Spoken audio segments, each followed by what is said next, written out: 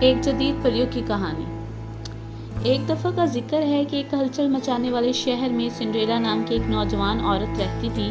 وہ آپ کی عام پریوں کی کہانی کی شہزادی نہیں تھی، شیشے کی چپل اور فینسی گاؤن کے ساتھ۔ اس کے بجائے سنڈریلا اپنی عملی مہربانی اور تمام جانداروں، چھوٹے اور بڑے کے لیے محبت کے لیے جانی جاتی تھی۔ سنڈریلا شہر کی مضافات میں ایک معمولی اپارٹمنٹ میں اپنی ستیلی ماں اور ستیلی بہنوں کے ساتھ رہتی تھی۔ اس کے دن دنیاوی کاموں اور لامتناہی کاموں سے بھرے ہوئے تھے، لیکن اس نے کبھی شکایت نہیں کی۔ اس کے بجائے اس نے فطرت سے اپنی محبت اور بہتر زندگی کے اپنے خوابوں میں سکون پایا۔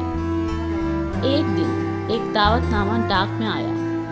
میئر کے بیٹے شہزادہ الیگزینڈر کی میزبانی میں شاندار ماسکریڈ بال پر شہر جوش و خروش سے گونج اٹھا۔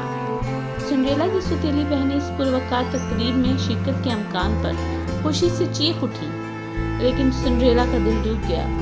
وہ جانتی تھی کہ وہ کبھی بھی گاؤن کی مکمل نہیں ہو سکے گی۔ ایسے موقع کے لیے ایک ماسک کو چھوڑ دیں۔ جیسے جیسے گین کا دن قریب آیا، سنڈریلا کی ستیلی بہنیں اپنے لباس میں تیزی سے جنون میں اضافہ کرتی گئیں، جس سے وہ اپنی ہر خوشی کی طرف مائل ہونے لگی۔ لیکن شرکت کرنے کی اپنی خواہش کے باوجود سنڈریلا صبر اور مہربان رہی، اپنے خاندان سے کوئی ناراضگی نہیں رکھتی۔ گین کی رات جب اس کی ستیلی بہنیں جوش و خروش کے ساتھ روانہ ہوئی، سنڈریلا نے خود کو اپارٹمنٹ میں اکیلا پایا۔ لیکن جیسے ہی اس نے خود کو ایک تنہا شام میں چھوڑ دیا، کھڑکی پر ہلکی سی تھپکی کی آواز آئی۔ چونک کر سنڈریلا نے باہر جھانک کر نیچے جنگل کی مخلوقات کے ایک گروپ کو تلاش کیا، جن میں سے ہر ایک کے پاس کپڑے کا ایک ٹکڑا اور ایک چمکتا ہوا ماسک تھا۔ اس کی آنکھوں میں تشکر کے آنسو کے ساتھ سنڈریلا نے تحائف کو قبول کیا اور کام پر لگ گئی۔ اپنے نئے ملنے والے دوستوں کی مدد سے اس نے ایک ایسا گاؤن بنایا جو اس نے پہلے کبھی نہیں دیکھا تھا، اور اپنے آپ کو ایک ناز سے آراستہ کیا جو اوپر کے ستاروں کی طرح چمکتا تھا۔ جیسے ہی وہ گین کی طرف بڑھی، سنڈریلا کا دل اعصابی جوش و خروش سے دھڑک گیا۔